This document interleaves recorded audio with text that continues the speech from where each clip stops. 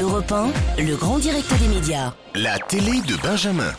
Alors que fallait-il regarder hier soir à la télévision? La réponse ou presque tout de suite avec vous, Benjamin? Oh, on va faire un jeu, je vais vous le faire deviner. Alors, un scénario qui a autant d'intérêt qu'une pizza laxative, des personnages aussi profonds que les paroles d'une chanson de David Guetta et des dialogues aussi ciselés que des couteaux à beurre. Voilà, je vais tricher un peu, je vois Camping Paradis sur ma fiche. Vous aimez jouer, Benjamin? Oh, on peut pas être méchant, on rit tout le temps. Et puis, comment voulez-vous ne pas l'être moqueur quand vous entendez ce genre de dialogue? Moi, par exemple, elle m'a fait toute une histoire pour un pied de micro.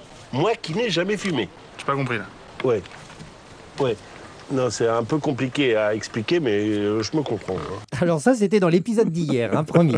C'est quand même Vous avez compris ou pas? Non, je n'ai rien compris. Bon, d'accord. Mais moi, je trouve Non que plus. c'est quand même donner le bâton pour se faire battre. N'est-ce pas? Le seul moment où j'y ai un peu cru dans cette histoire, c'est lorsque les acteurs ont semblé dire tout haut ce qu'ils pensaient tout bas.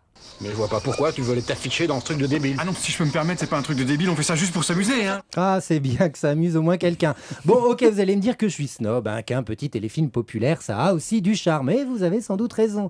Ensuite, vous allez me dire que je cache mon complexe de scénariste novice derrière un rideau d'aigreur. Et là, je vous dirais de ne pas me chauffer. Non mais oh, c'est quoi cette psychologie de comptoir? Je suis pas en train de m'énerver tout seul, moi. Complètement. Du coup, on ne sait toujours pas pourquoi ce qu'il fallait regarder hier soir. C'est bon pour le moral sur France 3 peut-être? Oh, vous êtes coquin, Thierry. Je me demande qui est le plus moqueur dans l'histoire. Eh bien, figurez-vous que j'ai aussi regardé France 3 hier. C'était avec Henri-Jean Servat qui avait une chemise qui piquait un peu les yeux. Je crois même que j'ai saigné à un moment. Et en co-animatrice, il y avait Isabelle Morizet. Mais non, il faut l'appeler Karen Cheryl maintenant. Ah oui, oh là là, j'avais oublié. Il faut dire qu'à un moment, elle ne voulait plus qu'on l'appelle Karen Cheryl. Il fallait l'appeler à nouveau par son vrai nom, Isabelle Morizet. Puis ensuite, ça a été Love Symbol. Non, Et, ça c'était pour le chanteur Prince. Ah bon, désolé. Bon, c'est ce programme d'hier, il m'a troublé. Déjà, dans l'habillage et le décor, j'y ai vu toute la modernité de France 3.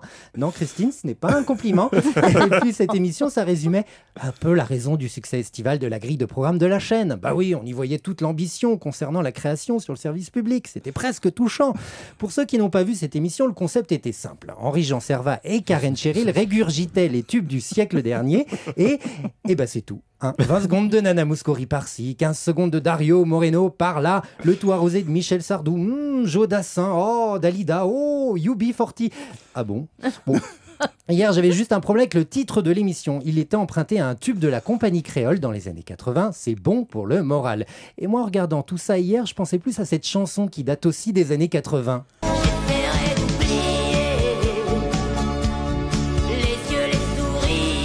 Ah, une voix sucrée qui chante « J'essaierai d'oublier ». Voilà, c'est ça. C'est à ça que je pensais en regardant l'émission. C'est beau, non? Qui chantait là, vous savez? Je me souviens plus comment elle s'appelle. D'accord. Merci, Benjamin.